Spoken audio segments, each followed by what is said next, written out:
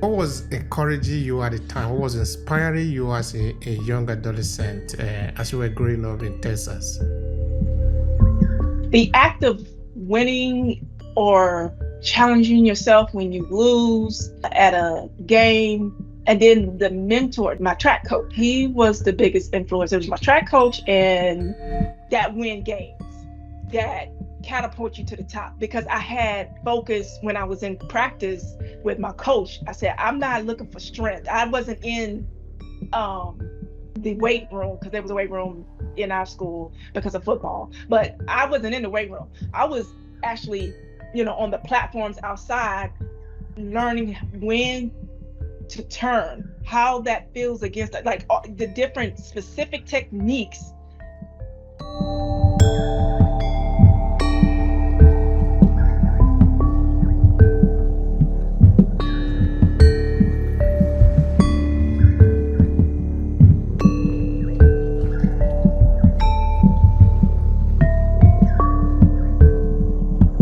Prestigious. So coming from that, what I saw was really to make it, you have to be focused. You have to know what you want. You got to be focused. Got to be dedicated. There's so many distractions that you can get caught up in because of the life that was around. But I had some pretty good motivated people. I did sports, and that helped me actually to get through my youth. And with that, I was able to, because I was excelled at it, I was able to be a part of the USA youth basketball, and I got a chance to see three countries by the age of 18, which that single thing alone is what shifted my whole perspective from the little town in Houston to this big wide world, at the age of 18, big wide world that's out there. And there's so many different ideas and people and things, and seeing it up front. Even when I went overseas, I got a chance to go to Belgium.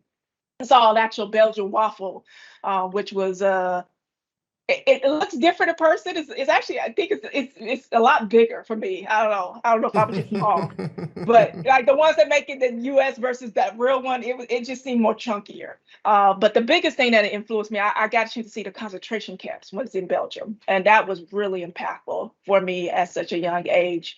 And then I saw a real life Tasmanian devil when I went to New York, to New Zealand, or was it Australia? I think it was Australia. We went to some type of zoo, and I'm like, man, this does not look like the. Like, wait a minute, it looks like a dog. It don't even look like the actual Tasmanian that's on 2 feet and it got the big juicy smile. It's just like small things like that. Just at the time, I did not. You just having the experience, but looking back, me being that young, having those impressions and just those images, it really shaped me moving forward, especially when I got to college. It, like I said, if I can go overseas, college is nothing. My folks was like, oh no, we want you close, we want you to go, because there's some good college. Don't get me wrong, there's some good colleges in Texas.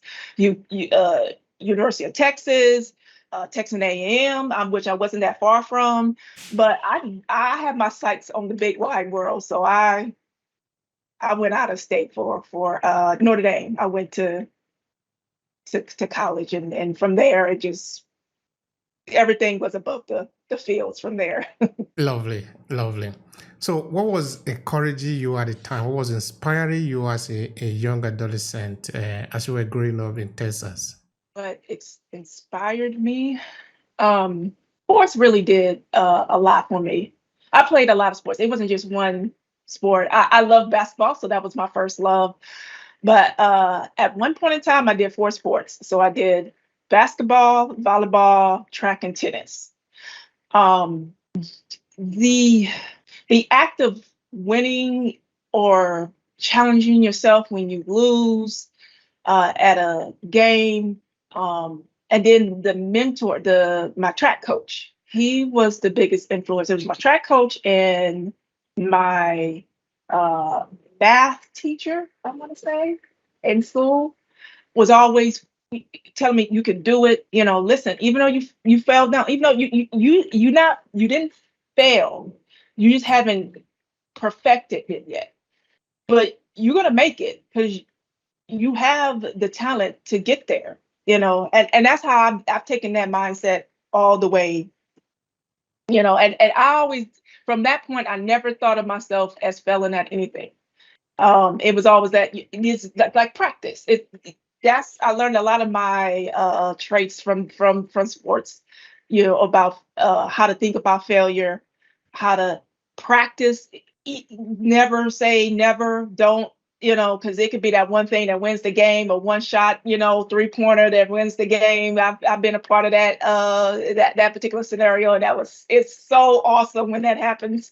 When I was on volleyball or on my basketball team. So those things inspired me to help me become the person that I'm today. For sure. That's great. Now, which of those experiences that you have had in sport did you take along with you to your design, to your product design, to what you are doing today?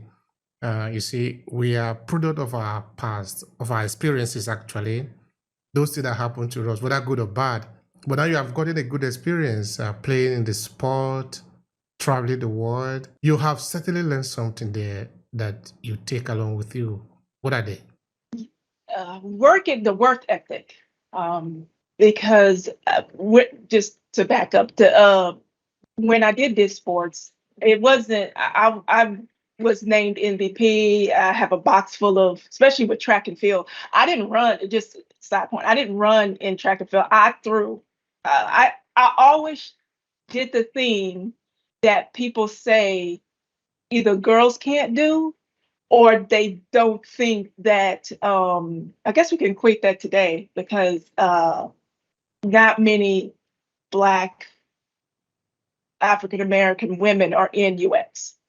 And I want to boast that a lot, because you can do it even though you don't see your face out there in the crowd, at these companies in this field, except for, Detroit and Atlanta. Those are the exception, because, I know in the US, I know that's our hotspot. But I could now see that being directly tied to some of the things I did in the past, because especially around sports, I always threw, and I'm tall. I'm like 5'11", and I was very skinny, not skinny, but just toned. And most of they're thinking you need, like, a big old bodybuilder. Like some of the girls were, they were very strong, very beefy, and they thinking, oh, you're not gonna, you're just gonna fling. Because I played the disc and shot.